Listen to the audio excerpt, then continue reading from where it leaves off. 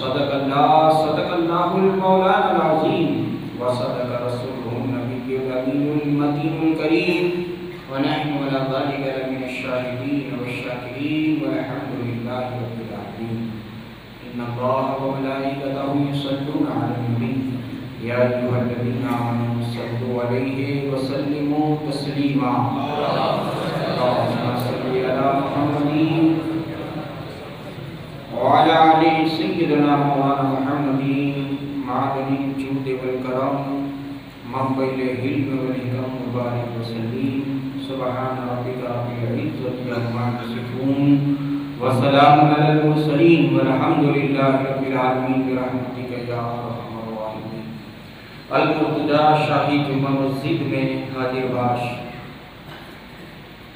جملہ سادات کرام، حجاج کرام، ضعیف العمر میرے بزرگوں، ہم عمر ساتھیوں، عزیز بچوں، رسول اللہ صلی اللہ تعالیٰ علیہ وآلہ وسلم کے سنت خطبے کے بعد قرآن مجید و فرقان حمید کی بڑی مشہور، بڑی معروف آیہ مقدسہ کو آپ حضرات کی گوش گزار کرنے کا سبق حاصل کیا.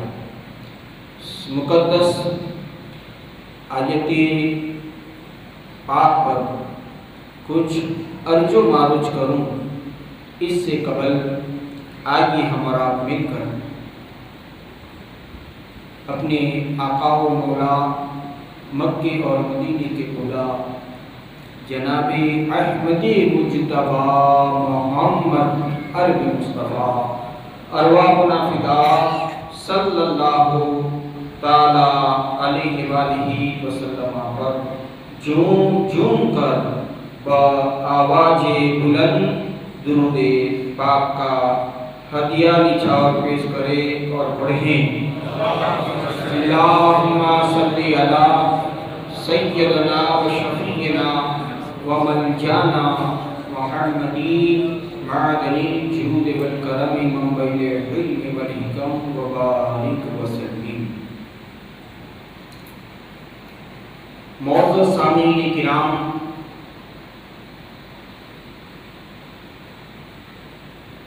ماہ محرم شریف کا عظیم بابرکت مہینہ ہے.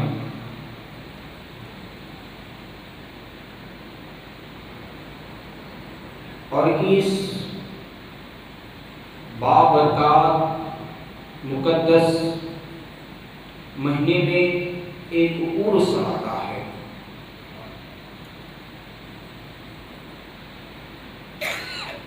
ویسے عرس تو 365 دن ہوتے ہیں. اللہ تبارک و تعالیٰ کے اولیاء یہ کاملین سے یہ دھرتی بھری ہوئی ہے.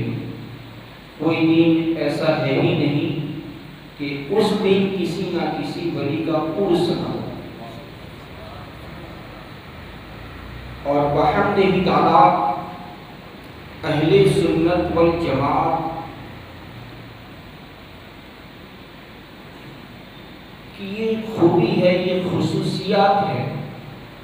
خصوصیات میں سے ایک خاص بات یہ ہے کہ اہل سنت والجماعت اولیاء اللہ سے بہت محبت رکھتے ہیں.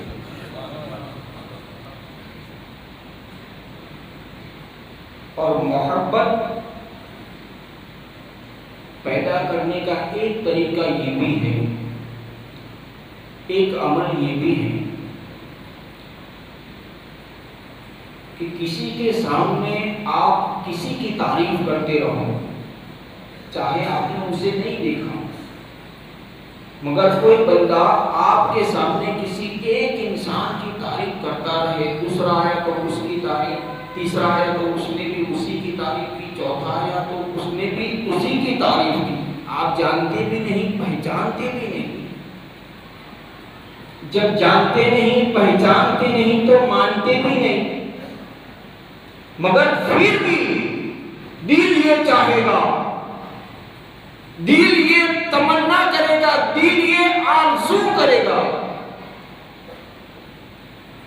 کہ جس کے تعلق سے سب تعریف کر رہے ہیں کیوں نہ اس سے کبھی ملا جائے۔ ارے کسی ولی اللہ کی مزار کی بات ہو، آپ سے کوئی یوں کہے کہ فلاں مزار فلاں ولی کے دربار میں جو بھی مانگا جاتا ہے اللہ عطا فرما دیتا ہے، تو آپ کی بھی تمنا ہوگی کہ چلو اس مزار پاک پر حاضری دیتے ہیں کہ وہاں ملتا ہے۔ تو معلوم یہ ہوا، پتہ یہ چلا کہ آپ کسی سے محبت کرتے ہیں تو محبتوں کا تقاضا یہ ہے کہ جو آپ کی نظروں میں محبوب ہے، آپ کی نظروں میں محب ہے، آپ کی نظروں میں پیارا ہے، اس کی تعریف کسی نہ کسی صورت میں روزانہ سنی جائے تو اس کے دل میں اگر آپ کی محبت نہیں ہے تو آپ اس کا ذکر سنتے جائیں گے، رب ذکر کی برکت کے اسی محبت ڈالتا جائے گا، ڈالتا جائے گا۔ لہذا اولیاء کاملین میں بہت بڑے بڑے اولیاء ہوئے، اس بات میں ہوئے، غریب نواز میں ہوئے، مگر قربان جاؤں سلسلہ چشتیہ میں جو خواجہ صاحب کا سلسلہ ہے، سلسلہ چشتیہ، سلسلہ چشتیہ میں دو بزرگ ایسے بھی گزرے ہیں جس نے اللہ اور اس کے رسول کی محبت میں سلطنت کو ٹھوکر مار دی، حکومت کو چھوڑ دیا، کرسی کو چھوڑ دیا۔ ایسے دو بزرگ گزرے ہیں جن میں ایک بزرگ کا نام حضرت ابراہیم بن ادہم ہے تو دوسرے بزرگ کا نام سلطان مخدوم اشرف جہانگیر سمنانی ہے۔ اور یہ حضرت مخدوم اشرف، ان کے والد محترم حضرت ابراہیم شاہ رحمت اللہ تعالیٰ ہے، اور آپ کی والدہ حضرت ختیجہ ثانیہ رابعہ رحمت اللہ تعالیٰ، حضرت ابراہیم جو سید مخدوم اشرف جہانگیر سمنانی کے ابا، ان کے یہاں اللہ نے 3 بیٹیاں عطا فرمائیں، مخدوم پاک کی 3 بہنیں،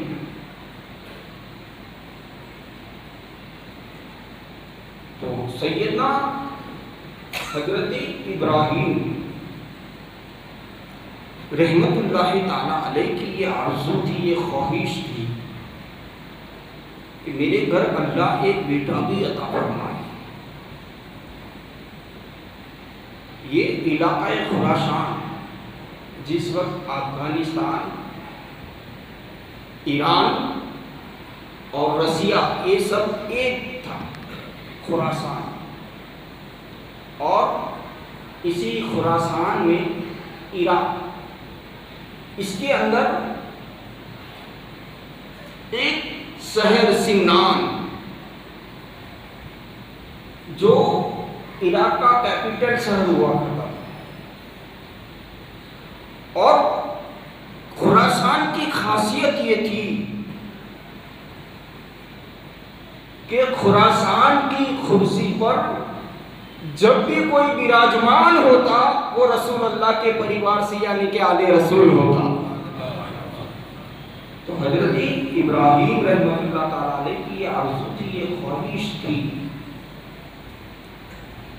کہ کہیں میرے گھر اگر اولاد نہ ہوئی، لڑکا نہ ہوا، تو بادشاہ میرے گھر سے ختم ہو جائے گی، مٹ جائے گی۔ یہ بات آپ اپنی بیوی کو کہتے ہیں کہ مجھے ڈر ہے۔ اس دن آپ کی بیوی حضرت خدیجہ رحمۃ اللہ تعالی علیہا تہجد کے لیے اٹھی۔ جہاں تہجد گزار ہوتے ہیں وہیں تو اللہ کے ولی پیدا ہوتے ہیں۔ آج کی عورت ہوتی تو کسی بڑھیا دل کو جا کے ناریل مانگ لیتی کہ اولاد نہیں آتی ہے۔ آج کی عورت ہوتی تو کسی بھوے کے پاس جاتی۔ سوچنے والی بات ہے، آج اتنی ٹیکنالوجی کا دور ہے پھر بھی یہ جہالت ختم نہیں۔ مگر وہ ثانیہ رابعہ رسول اللہ کی پہلی بیوی پر جس کا نام ہو خدیجہ، وہ حضرت خدیجہ اٹھی تہجد میں، تہجد کو ادا کرنے کے بعد سر کو سجدے میں رکھتی ہے، خوب روتی ہے، خوب گریٹ آتی ہے اور بارگاہ الوہیت میں عرض کرتی ہے، پروردگار میری کوکھ سے 3 بیٹیاں ہو گئی اور اس کو 8 برس گزر چکے ہیں، مولا کوئی ذریعہ ایسا عطا کر دے کہ اس بندی کی دعا بارگاہ الوہیت میں قبول ہو جائے۔ پھر حضرت خدیجہ کو خیال آتا ہے کہ میں مشیت الہی کے خلاف، اللہ نہیں چاہتا تو میں مانگنے والی کون؟ جب رب نہیں چاہتا تو میں مانگنے والی کون؟ جب یہ خیال آتا ہے تو اپنے وقت کی خدیجہ بارگاہ الوہیت میں عرض کرتی ہے، اے باری تعالیٰ اگر میری کوئی غلطی ہوئی ہو تو مجھے معاف فرما دے، تو مجھے بیٹا عطا فرمائے گا تب بھی میں تجھ سے راضی ہوں، اور نہیں عطا کرے گا تب بھی میں تجھ سے راضی ہوں۔ حضرت خدیجہ بارگاہ الوہیت میں جب یہ عرض کرتی ہے اور پھر بستر پر سوتی ہے، جیسے ہی آنکھ لگتی ہے ایک اللہ کا ولی ان کے خواب میں جلوہ نما ہوتا ہے، خدیجہ کو بشارت دیتا ہے کہ خدیجہ بیٹی پریشان نہ ہو، پریشان نہ ہو، گھبرانے کی ضرورت نہیں ہے، اللہ تجھے ایک نہیں بلکہ میرا رب تجھے 2 بیٹے عطا فرمانے والا ہے۔ حضرت خدیجہ جب صبح بیدار ہوئی، اپنے شوہر سرتاج حضرت ابراہیم شاہ رحمۃ اللہ تعالیٰ علیہ کی بارگاہ میں عرض کرتی ہے کہ آج میں نے ایک خواب دیکھا، کوئی اللہ والا مجھے بشارت دے رہا تھا 2 بیٹوں کی۔ تو اس وقت حضرت ابراہیم ارشاد کرتے ہیں کہ ہماری عمریں اتنی گزر چکی، اب ہمارے گھر اولاد کیسے ہوگی؟ اب یہ چرچا ہو ہی رہی تھی، اتنے میں ان کے دروازے پر ایک اور بزرگ دستک دیتے ہیں۔ دستک کو سنا، دروازے کو کھولا گیا تو جو دستک دینے والے بزرگ تھے ان کا نام بھی حضرت ابراہیم منصوب رحمۃ اللہ تعالیٰ علیہ، سینان میں ان کا بہت چرچا تھا۔ جیسے ہی دیکھا کہ سرکار آپ میرے دروازے پر، میرے دیار پر، آؤ بیٹھو، آپ اپنی کرسی سے ہٹ گئے اور آپ کو بٹھا دیا۔ تو حضرت ابراہیم کو، وہ آنے والے حضرت ابراہیم کہتے ہیں کہ اللہ کی رحمت سے نا امید ہو گیا، رب کی رحمت سے مایوس، ارے پریشان نہ ہو، اچھا چل آج ایسا کر، تو میرے ساتھ ایک سودا کر، تو میرے ساتھ، حضرت ابراہیم منصوب ارشاد کرتے ہیں کہ میرے ساتھ ایک سودا کر۔ حضور کیسا سودا؟ کہا بہت بڑا سودا نہیں ہے، بڑا سستا سودا اور تیرا بڑا فائدہ، تیرا بڑا فائدہ۔ کہا حضور کیا حکم ہے؟ تو اس وقت حضرت ابراہیم منصوب رحمت اللہ تعالی علیہ ارشاد فرماتے ہیں کہ ابراہیم ایسا کر، 1000 اشرفیہ تو مجھے دے دے تجھے اشرف کی صورت میں ایک بیٹا عطا فرماتا ہوں. 1000 اشرفیاں تو مجھے دے دے، اس کے عوض میں تجھے ایک اشرف عطا فرماتا ہوں. دوستو 707 ہجری میں حضرت مخدوم اشرف کا جنم ہوتا ہے. حضرت مخدوم اشرف کا جنم ہوتا ہے اور حضرت مخدوم اشرف رحمۃ اللہ تعالیٰ علیہ 4 سال 4 مہینے اور 4 دن کے ہوتے ہیں تو ان کی بسم اللہ شریف پڑھائی جاتی ہے. اور یہی حضرت مخدوم اشرف جب 7 سال کی عمر کو پہنچتے ہیں، رب کے کلام کو، اللہ کے قرآن کو یاد کر کے قرآن حافظ ہو جاتے ہیں 7 سال کی. اور یہی 7 سال کی عمر میں اپنے وقت کے قاری شباب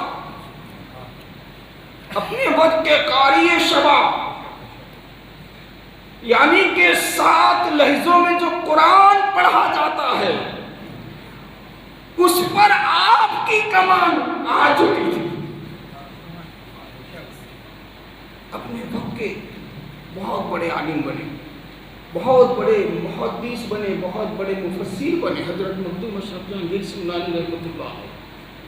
اور جب 15 سال کی عمر ہوتی ہے آپ کے والد محترم حضرت ابراہیم شاہ رحمۃ اللہ علیہ کا انتقال ہو جاتا. اب جیسے ہی انتقال ہوتا ہے، مخدوم اشرف کی عمر صرف 15 سال کی ہے، تو لوگوں نے طے کیا کہ مخدوم کو اب گدی پر بٹھا دیا جائے، مخدوم اشرف کو گدی نشین کیا جائے. تو حضرت مخدوم میں پاک کرسی پر براجمان ہوتے ہیں. 10 برس تک آپ حکومت کرتے ہیں. 10 برس تک آپ نے خراسان کی دھرتی پر ایسی حکومت کی کہ پوری خراسان کی دھرتی پر ہر بندہ چین سے بھی رہتا ہے، سکون سے بھی رہتا ہے. دنیا مثال دے، یعنی 15 سال کی عمر میں جو گدی پر بیٹھے وہ کتنا ذہنیت والا بچہ ہوگا. پھر جب 25 سال کی عمر ہوتی ہے، پھر اللہ سے کیا لو لگتی ہے، اللہ کی کیا محبت، اللہ کا عشق رنگ لاتا ہے. حضرت مخدوم اشرف سلطان جہانگیر رحمۃ اللہ تعالیٰ علیہ اپنی امی کے پاس حاضر ہوتے ہیں اور عرض کرتے ہیں کہ امی جان مجھے اجازت عطا فرمائیں، میں اس حکومت کی کرسی کو، اس تخت کو چھوڑ کر راہ خدا میں نکلنا چاہتا ہوں، راہ رب میں نکلنا چاہتا ہوں. ارے دوستو، آپ ذرا سا سوچیں، خیال تو کریں کہ راہ خدا میں نکلنا ہے اور ماں کی پرمیشن بھی جا رہی ہے. یہاں بیٹا کا یہ عالم کہ ماں اگر نکلتے ہوئے بیٹے سے پوچھ لے کہ بیٹا کہاں جاتا ہے، تو آج کا بیٹا جواب دے گا تو انہیں سمجھنا پڑے کسی بولے اسنا اللہ اکبر استغفر اللہ ہے. مگر وہ مخدوم پاک ماں کی اجازت لیتے ہیں. ماں کی اجازت لینے کے بعد ماں کہتی ہے بیٹا تو پیدا نہیں ہوا تھا اس سے پہلے تیرے نام کی بشارت رب نے مجھے عطا فرمائی تھی، تو راہ خدا والا ہے، جا میں اپنی ساری خدمات کو معاف کرتی ہوں اور تجھے اللہ کے حوالے کرتی ہوں. میرا مخدوم خراسان کی دھرتی سے کیا نکلا؟ ارے ایسا نکلا کہ آج کہیں برس گزر گئے مگر ٹنڈا کی جمعہ مسجد میں آج بھی ان کا ذکر ہو رہا ہے.